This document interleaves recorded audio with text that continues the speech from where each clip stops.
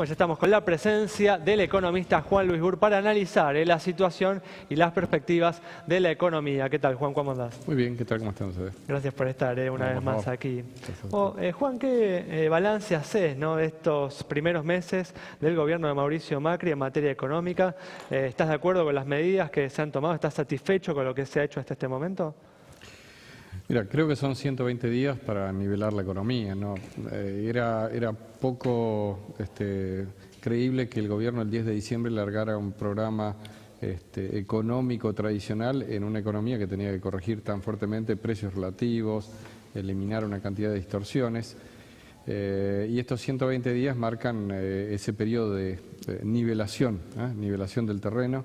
¿Y crees que se avanzó satisfactoriamente en esta nivelación del terreno? Bueno, se hicieron muchas cosas, la verdad que digamos en materia de salir del cepo, tratar de frenar digamos el impulso inflacionario que había por el lado de fuerte emisión monetaria, la cuestión fiscal, la situación del sector agropecuario que estaba colapsado, la situación del tipo de cambio, que había un tipo de cambio, había un precio pero no había dólares. O sea, es un conjunto de cosas que cuando vos mirás el listado es bastante impresionante por 120 días. La cuestión es si vos tenés programa, no tenés programa. O sea, de aquí en más te están diciendo que va a haber un programa fiscal, va a haber un anuncio de programa fiscal y luego un programa monetario consistente con ese programa fiscal. Y de alguna forma empezar a pensar en un programa económico que te permita, digamos, que haya interés por invertir en el sector privado, que el sector público pueda retomar el ritmo habitual de actividades.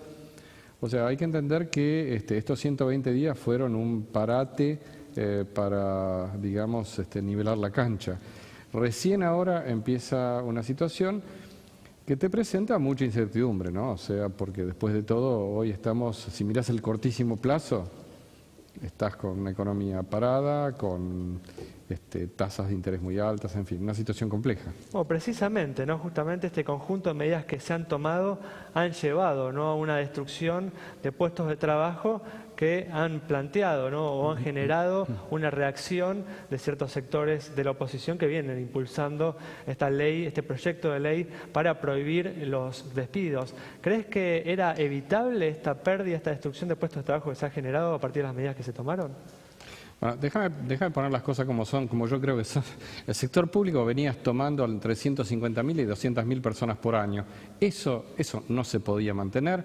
Digamos, si vos en este periodo, digamos, despediste 20.000, 30.000 o 50.000 personas del sector público, tenés que pensar que en los últimos 10 años pusiste 2 millones de personas. Así que la primera pregunta es, ¿qué están haciendo los 2 millones esos sobre los 2 millones que ya había en el año 2002? Primera cuestión, sector público no había margen para otra cosa, en todo caso. Inevitable y si había margen es para reducir más el empleo público. Déjame ser bastante claro y si se quiere antipático para que lo esté viendo. Si voy respondiendo exactamente la pregunta que te hice. Desde el punto de vista del sector privado, vos tenés 4 años que con datos oficiales el empleo privado estaba cayendo.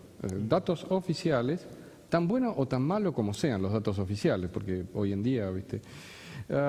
Y esto tenías 4 años de caída del empleo del sector privado. Este año que tenés, caída del empleo del sector privado otra vez.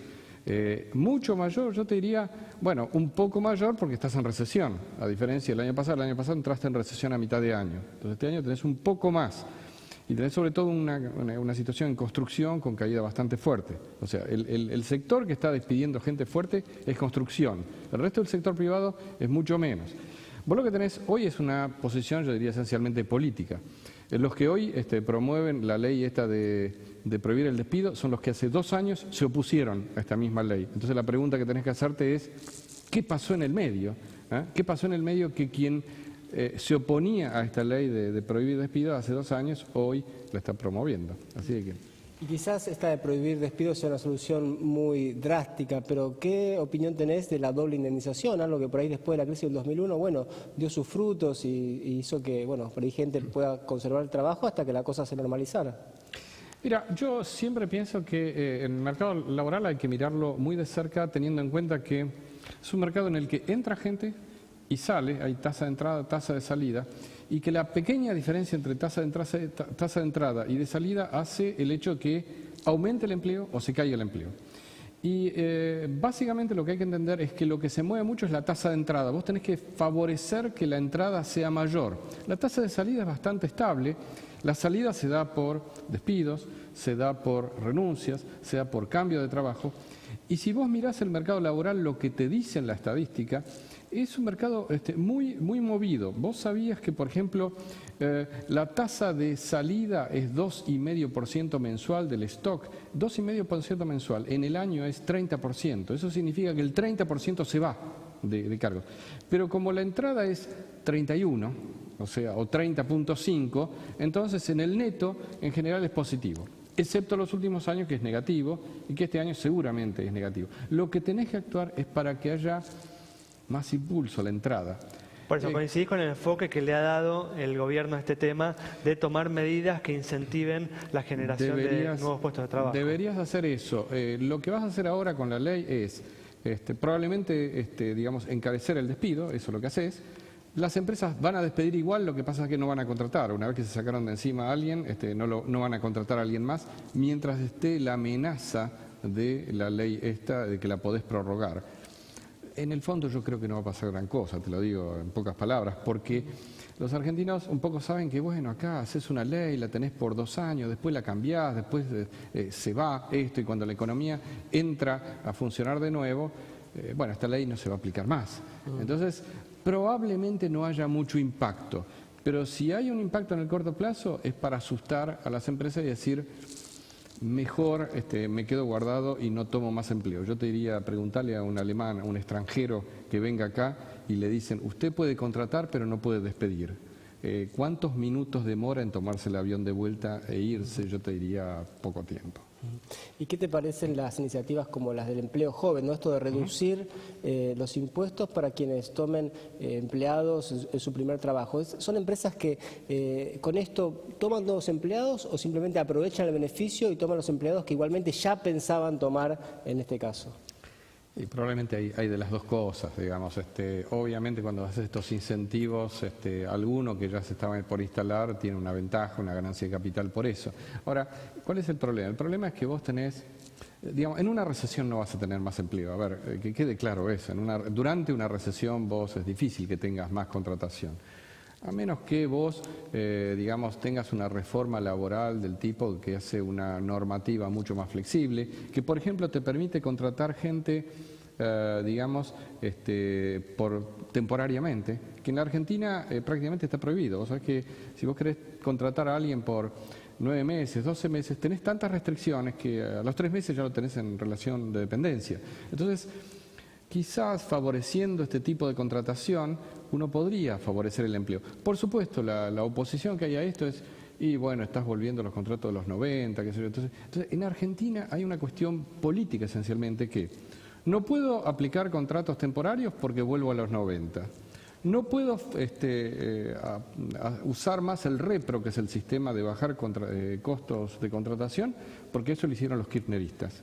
No puedo hacer, bueno, flaco, si tenés tantos problemas, no tenés política laboral. Vos tenés que hacer un diseño de política laboral que sea el mejor posible. Eso todavía está pendiente. Pero bueno, saliendo justamente de estos distintos proyectos que se podrían llevar adelante en relación justamente a la emergencia laboral, ¿qué medidas se pueden tomar para poner a la economía en marcha y que las empresas vuelvan a generar empleos saliendo, no revirtiendo la situación de estancamiento en la que nos encontramos actualmente?